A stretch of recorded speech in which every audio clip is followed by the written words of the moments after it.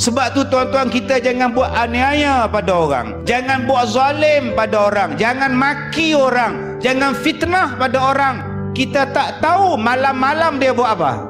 Dia diam, dia tak balas, dia tak mau bising, dia tak mau bergaduh. Kita lagi hangat tiba dia. Tengok dia mana dah menjawab, mati kutu, takut. Dia tak takut. Dia bangun pukul 4, dia ambil wuduk, dia pakai jubah elok-elok sembahyang. Ya Allah, segala-galanya aku serah pada Engkau ya Allah. Amin ya Rabbal Alamin. Mampu kita. Dia tak payah bising-bising. Sebab tu saya kata berhati-hati mulut, berhati-hati tangan.